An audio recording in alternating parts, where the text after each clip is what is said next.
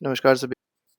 तो यहाँ पर हम लोग क्लास 12 पीपल एंड इकोनॉमी के 30 मल्टीपल चॉइस क्वेश्चंस को डिस्कस करेंगे।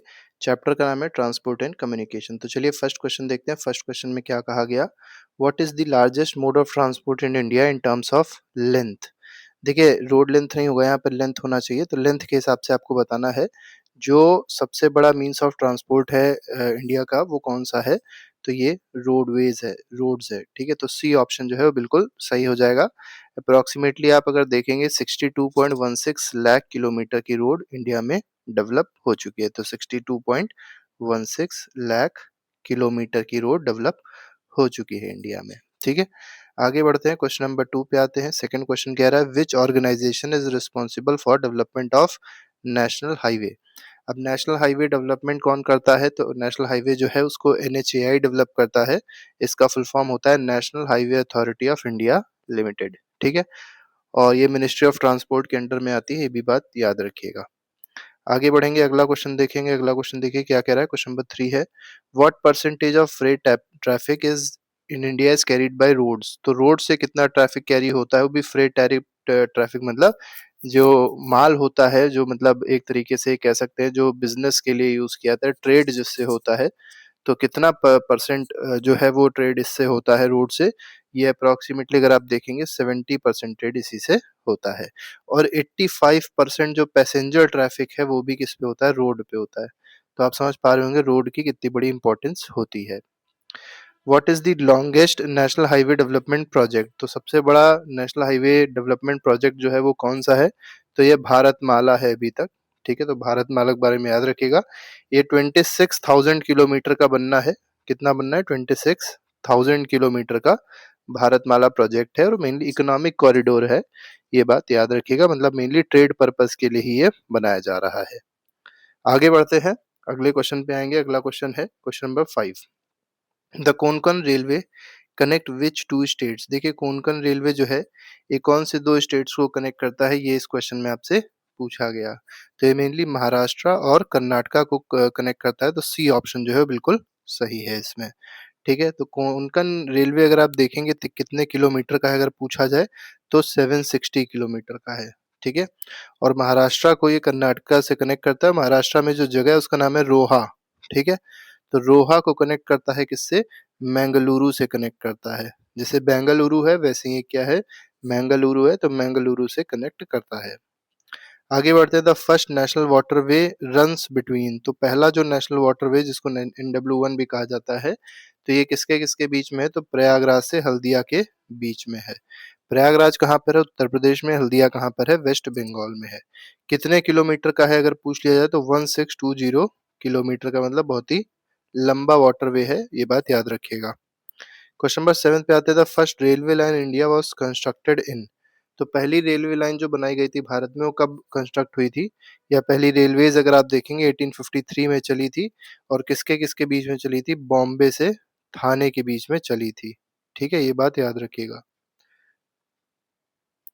आगे बढ़ते हैं, अगला सवाल देखेंगे। अगले सवाल में देखिए क्या कहा गया। क्वेश्चन नंबर 8 है what is the full form of उड़ान स्कीम? अब देखिए, उड़ान जो है उड़े देश का आम नागरिक, ये इसका फुल फॉर्म है। मेनली अफोर्डेबल बनाना था एयरवेज को, तो इसलिए ये स्कीम लाई गई थी जिससे आम आदमी जो है वो भी अब हवाई जहाज से चल सके। लेकिन उतना भी अफोर्डेबल नहीं है, लेकिन पहले से ज्यादा हो गया है अफोर्डेबल। तो यहाँ पर बी ऑप्शन फिलहाल सही है। आगे बढ़ते हैं, क्वेश्चन नंबर 9th पे आते हैं। 9th क्वेश्चन देखेंगे।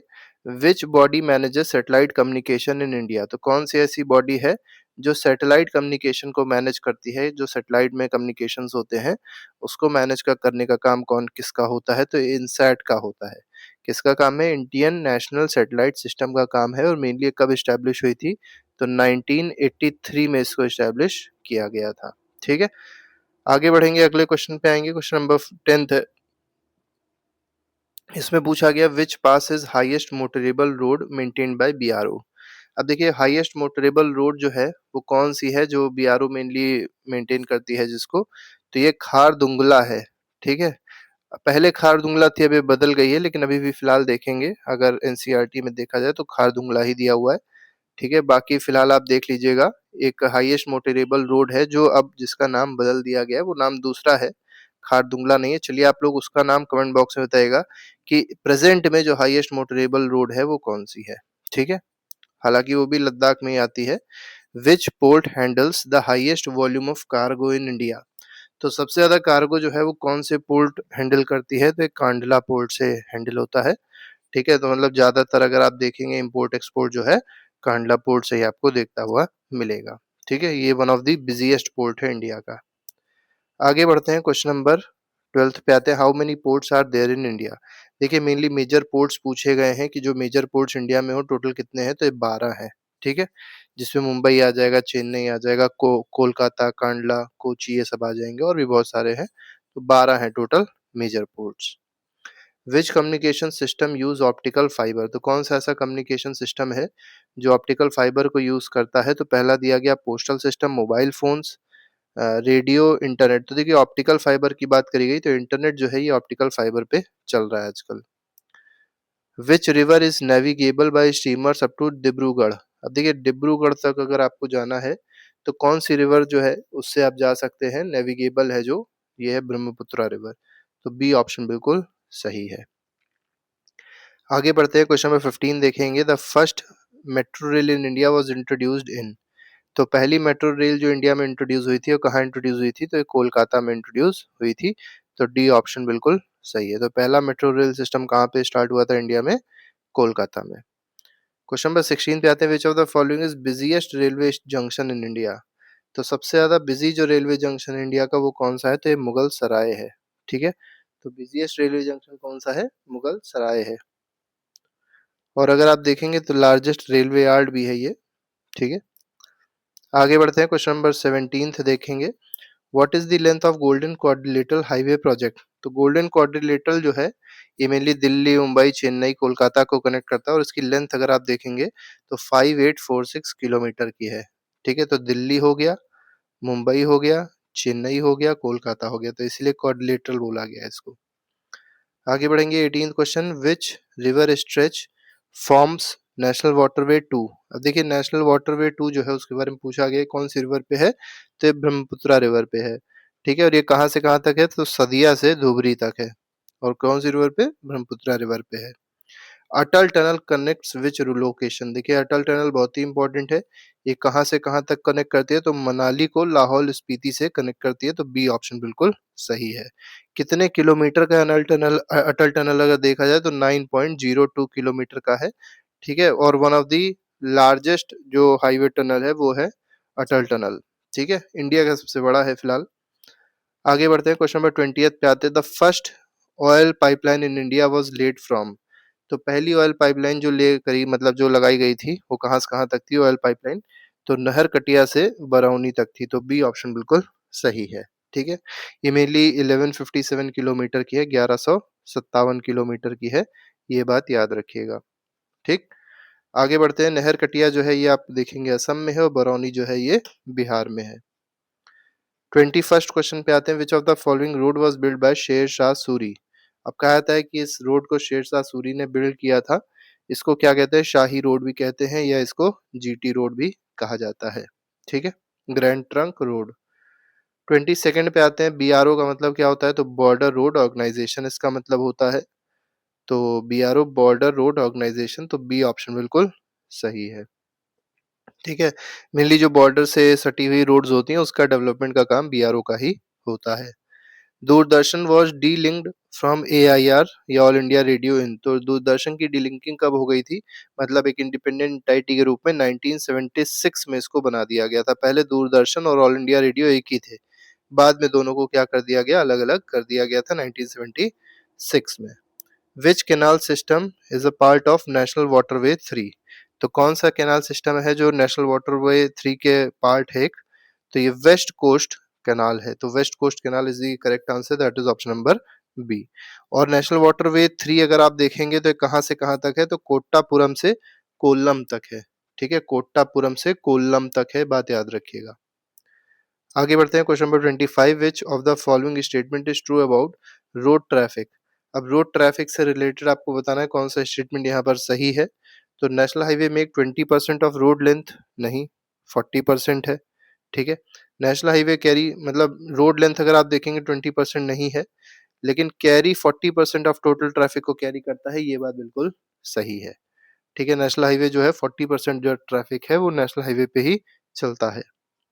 ठीक है, आगे बढ़ते हैं और अगर देखा जाए जो टोटल रोड लेंथ है उसका केवल 2% जो है वो क्या है, वो आप देखेंगे रोड लेंथ हाईवे है।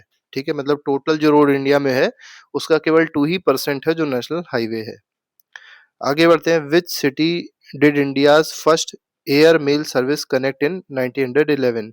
तो कौन सी ऐसी सिटी थी जो कनेक्ट हो गई थी एयर मेल सर्विस से?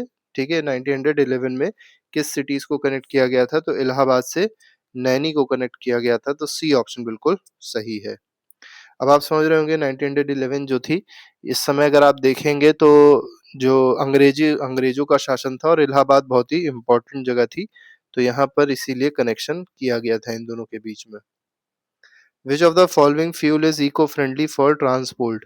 अब ट्रांसपोर्ट के लिए कौन सा इको फ्रेंडली फ्यूल होता है, ये आपको यहाँ पर बताना है। तो सीएनजी जो है, सीएनजी मेनली मीथेन होती है, CH4 मीथेन होती है, और ये मीथेन जो है डायरेक्टली कन्वर्ट हो जाती है CO2 और H2O में, जब इसको हीट किया जाता है, बर्न किया जाता है, तो इसीलिए उतनी ज्यादा हार्मफुल नहीं होती है। आगे बढ़ते हैं, क्वेश्चन नंबर 28 पे आएंगे। इसमें देखिए क्या कहा गया, which satellite system was launched in 1983 for telecommunication and weather? अब देखिए टेलीकम्युनिकेशन और वेदर के लिए 1983 में एक सैटेलाइट लॉन्च किया गया था, उस सैटेलाइट का नाम क्या था? इस सैटेलाइट का नाम था इनसैट। ठीक है, ये 1983 में लॉन्च किया गया था।